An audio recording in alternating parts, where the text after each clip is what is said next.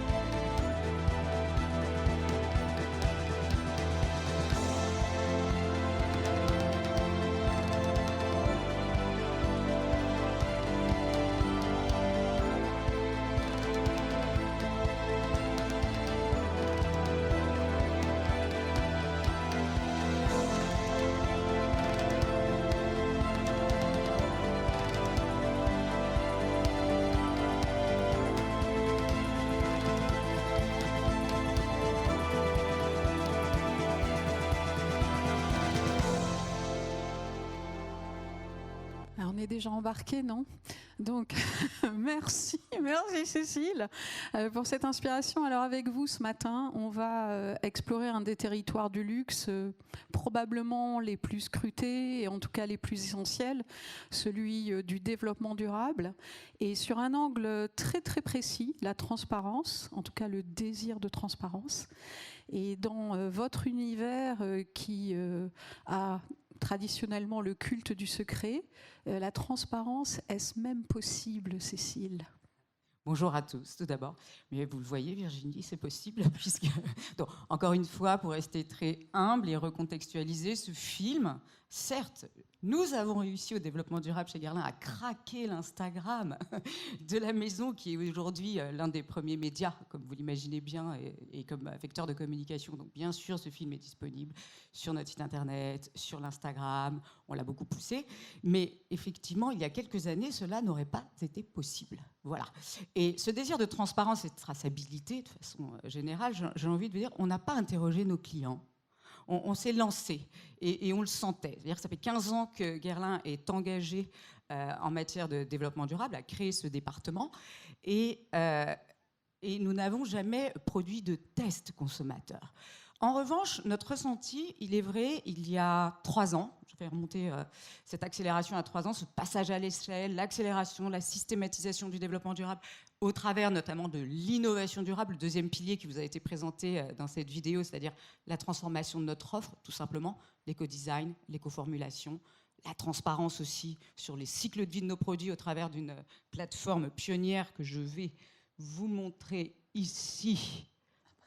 Après, voilà, vous voyez, elle n'est pas très sexy et désirable.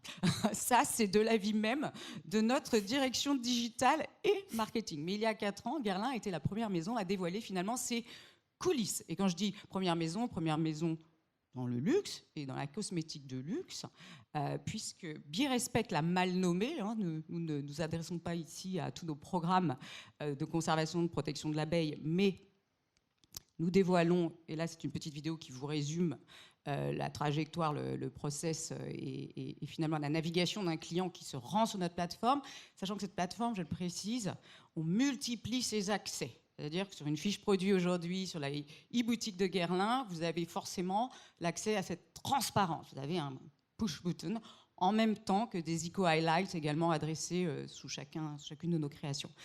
Mais voilà. Et j'ai envie de faire un tout petit un petit pas de côté. Alors, je vais inquiéter mes amis de chez Guerlain qui sont là, mais de ma vie précédente. Moi, j'arrive du WWF, donc je suis vraiment une militante. Et puis, j'ai écrit un livre sur le luxe et le développement durable il y a 11 ans, avec beaucoup de naïveté.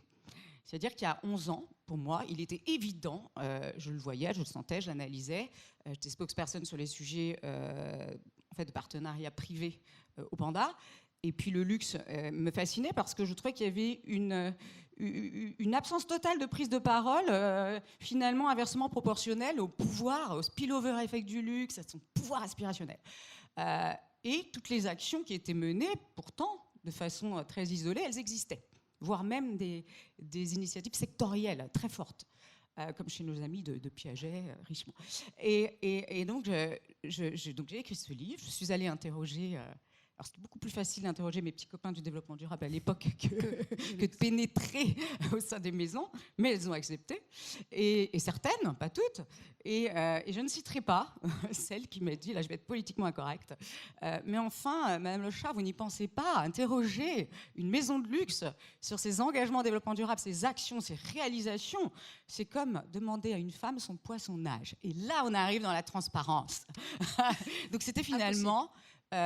ébranler complètement ce culte du secret, qui ébranlerait par ailleurs tout cet aspect très créatif, finalement. Et moi, je dis, mais attendez, c'est pas un créateur des murs, c'est pas Dieu qui crée vos produits, il y a bien tout de même un back-office. Mais il n'était pas transparent, en tous les cas, il n'était pas souhaitable à l'époque. Ou alors, tout simplement, comme Françoise l'a très bien exprimé, au travers du clash, du chaos aussi, entre les sémantiques. Il y a eu pendant des années un énorme problème. Moi, on me disait, mais pourquoi tu n'appelles pas ça plutôt le conscious luxury ? Oui. N'appelle pas ça le développement durable, c'est très laid. Je dis certes, malgré tout, c'est la transition écologique, le développement durable. Peut-être qu'en français, d'ailleurs, ça passe beaucoup moins que la sustainability. Enfin, ça passe beaucoup moins bien que la sustainability en anglais. Donc là, vous avez BeRespect. Et effectivement, aujourd'hui, la grande difficulté, c'est de se dire, comme vous l'avez vu sur la première vidéo, mais à quel moment dans notre dévoilement, dans cette nécessité de partager sur nos engagements, eh bien, on va hiérarchiser ce qu'on peut mettre en avant. Nous sommes la première maison à figurer sur le Yucca du climat, donc Nota Climat, qui vient d'être lancé. Bon, je vous adresse le sujet, vous imaginez bien qu'il va juste être adressé sur LinkedIn. Voilà. Donc, il faut aussi pouvoir hiérarchiser à chaque fois. Alors, il est évident que moi, directrice développement durable, je ne suis pas une femme de communication, pas une femme de marketing, mais j'adorerais que tous mes sujets soient adressés sur l'Instagram, sur la com, fassent l'objet d'un communiqué de presse, d'un dossier de presse. Cela dit, pour connaître quand même la bande passante de la communication corporate et de la presse chez nous qui est dédiée au développement durable, on a quand même fait le shift depuis plusieurs années, pour être très sincère. Et puis, être transparent et continuer surtout dans cette progression sur la durabilité, parce que le développement durable, c'est un processus itératif. Ça a aussi été le grand frein dans la façon dont le luxe a pu s'emparer, et encore une fois en externe, j'insiste, du sujet en communication, c'est qu'on n'est jamais parfait. Or, le luxe, c'est l'exemplarité, c'est la perfection. Donc, on a souhaité s'adosser l'an passé, et puis pour de longues années à venir, à un Sustainable Board, un comité éthique externe. Et finalement, ce ne c'est pas que la maison Guerlain qui s'adresse à son audience au sens large sur ses progrès, ses écueils aussi, parce que c'est aussi le sujet, hein. échanger sur le développement durable, échanger en transparence sur ce qu'on fait, bien c'est aussi dire là où on va pas assez vite, ou ce qu'on fait pas bien, ou ce qu'on a mal fait, et qui est un learning qu'on ne, bien sûr, reproduira pas. Donc nous avons créé ce Sustainable Board, ce comité éthique externe, qui conseille en direct notre comité exécutif. Et je peux vous assurer qu'avoir un président d'honneur comme Yann Arthus Bertrand n'est pas de tout repos parfois, parce qu'il est très cash. On a, par exemple, je ne vais pas tous les passer en revue, nos 13 experts, ça fait très saine, hein, ça fait très biblique, mais bon, ils sont 13. Et donc, on a la fondatrice, par exemple, de l'application Clean Beauty, donc, qui est une application digitale dédiée exclusivement à la notation de nos formules.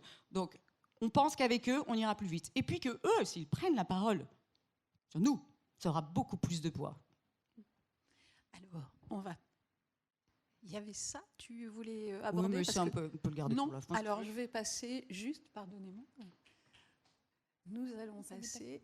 Tu vois, il y avait on reviendra à ça après, puisque nous en étions à la question qui, moi, dans mon activité analytics, me préoccupe tout particulièrement. Parce qu'on a vu la façon dont vous communiquez vos actions de développement durable, Cécile.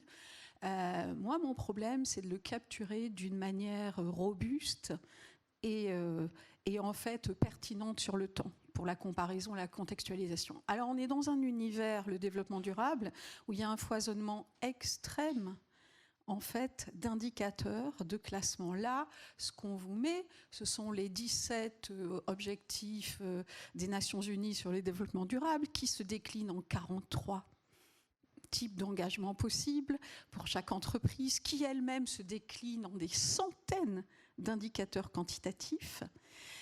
J'avoue que certaines entreprises définissent elles-mêmes leurs métriques, sans en donner nécessairement la composition. Nous-mêmes, chez Kantar, nous avons depuis très longtemps, en fait depuis les débuts de Brandsy, qui est cette étude récurrente, ce classement récurrent de la valeur d'equity des marques, nous avons intégré des items de développement durable depuis ses débuts, et depuis un an, nous avons même ajouté des indicateurs MSCI, donc très financiers, pour créer un index composite de développement durable qui contribue à la définition de la valeur de marque. Donc nous avons rajouté un foisonnement d'indicateurs.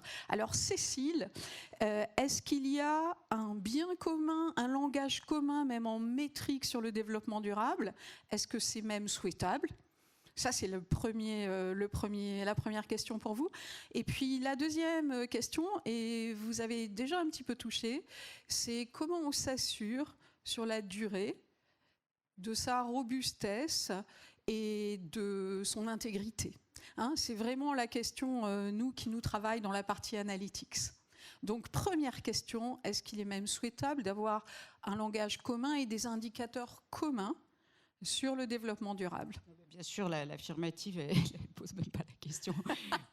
Et déjà, vous parliez, Virginie, d'autoréférentiel. Nous, on est absolument contre. Parce que si chacun crée son propre référentiel, moi, demain, je juge que mon alcool, alors je ne l'appelle pas bio, l'alcool de mes parfums, je donne un autre nom. Non, bien sûr, c'est de se fonder sur les labels, les certifications, la réglementation, ça c'est un minimum, les plus exigeants.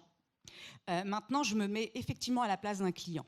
La jungle des labels, la jungle de ces certifications, la jungle des normes, on ne s'y retrouve pas beaucoup. En revanche, moi, en back-office, en tant que directrice développement durable, avec toute mon équipe, et même au nom de Guerlain, on ne peut pas rester au niveau de l'écume, il faut plonger. Et plonger, eh bien, c'est le terme que vous avez cité, la robustesse en développement durable, eh bien, on s'adosse à ces fameux labels. Maintenant, on en a par secteur, et il n'y a pas de label universel. Bien sûr, c'est bien de se fonder sur les ODD, les 43 sous-critères. Ça ne va pas nous suffire parfois dans le secteur de la beauté. Voilà. Et on a des initiatives sectorielles, bien sûr. Et ça, encore une fois, ça fait partie presque des coulisses. Mais c'est une nécessité. Oui. Pouvez-vous au moins nous citer un indicateur, un bien commun d'indicateurs sur le développement durable? Mais moi, j'ai des dashboards et des moniteurs partout, sur tous les sujets.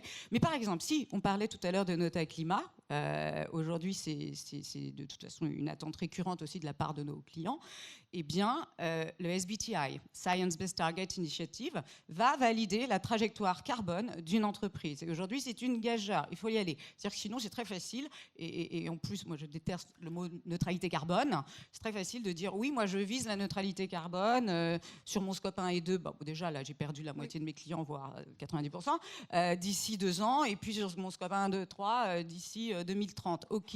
Mais qui me prouve que les mesures que vous allez mettre en place sont les bonnes et que vous allez effectivement y parvenir, même si votre intention, elle est la meilleure.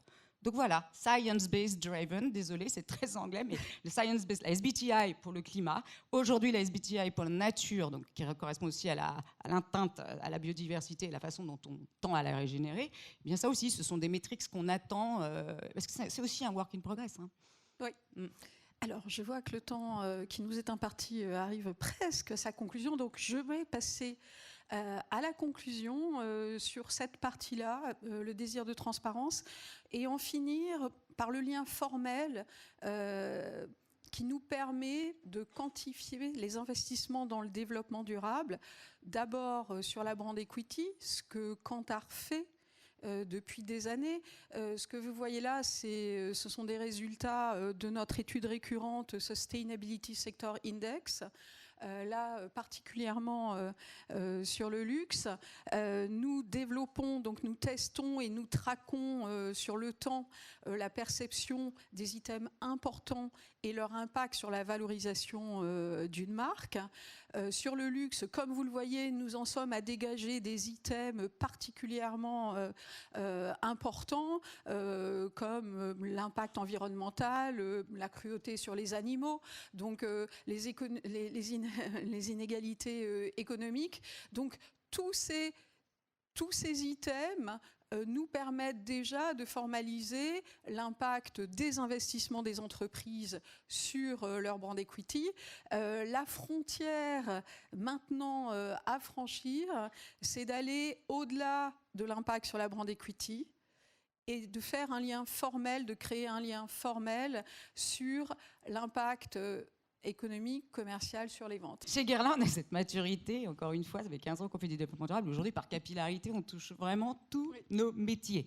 Et donc, vous n'avez presque plus de produits, hein, je ne vais pas être outrancière, mais presque plus de produits chez Guerlain aujourd'hui qui n'encapsulent pas de la durabilité. Donc vous allez étudier tous nos investissements. Voilà. Et puis comme on n'a pas le temps de vous montrer, mais bon, j'espère que vous l'avez vu, j'ose espérer, la campagne que Yann Arthus-Bertrand a acceptée, c'est la première fois qu'il acceptait de shooter un film, une campagne publicitaire. C'est pas la première fois qu'il accepte de l'argent des entreprises, hein, ça c'est sûr. Il n'y a pas de problème là-dessus. Parfois on me le dit. Ouais. Je dis non, mais une campagne de publicité, c'est bien la première fois. Pourquoi ? En raison des vertus et des bénéfices d'Aqua Allegoria, la collection de Cologne, qui pour la première fois dans l'industrie était formulée à base d'alcool bio, jusqu'à 95% de naturalité. Enfin, je ne vais pas refaire l'article complètement sur cette collection, mais voilà, il a accepté. Et sincèrement, ça a complètement reboosté toute la collection. Alors lui, il pense que c'est bien entendu grâce à son talent. Moi, je précise aussi que grâce à lui, et ça, c'est un cercle vertueux. Et Eric, tu citais tout à l'heure finalement les designers comme voix du luxe. Là, on a eu un artiste. Bon, c'est pas un artiste, c'est un artiste particulier. C'est un environnementaliste, c'est un militant. Eh bien, il a été aussi le porte-voix d'un énorme changement. Je me suis fait beaucoup d'ennemis pendant un petit moment chez Guerlain. C'est qu'il nous a dit très bien, mais votre campagne de communication, votre campagne de pub, on va la shooter en France. Je ne prends plus l'avion. On va la shooter en France. Et ce n'est pas forcément ce que notre directeur artistique avait prévu. Donc, il a fallu attendre plusieurs mois, qu'il y ait des fleurs, l'imaginaire donc de la collection Aqua Allegoria. On l'a shooté non pas en janvier, non pas en Afrique du Sud comme 2 ans auparavant, non pas avec 50 personnes qui ont pris l'avion, mais avec des personnes qui ont pris le train, y compris les mannequins, tout le monde. Et voilà, ça nous a permis, dans un premier temps, d'étudier l'empreinte carbone de ce shooting. Et ensuite, et ça je ne peux pas vous le dévoiler encore maintenant, mais ça nous a fait entrer dans un processus vertueux. Et c'est souvent ça aussi, hein, le développement durable, c'est qu'une fois qu'on communique, on ne peut plus revenir en arrière, ce qui me va très bien. Et donc on va calculer maintenant l'impact média, puisque il ne suffit pas non plus de calculer l'empreinte de sa campagne, il faut aussi on étudiait les... médias aussi, c'est-à-dire quand moi je le pousse sur Instagram, quand on la pousse en print, qu'est-ce que ça représente aussi. Merci. Et puis aujourd'hui, on calcule tout. Il faut qu'on y aille. Merci beaucoup.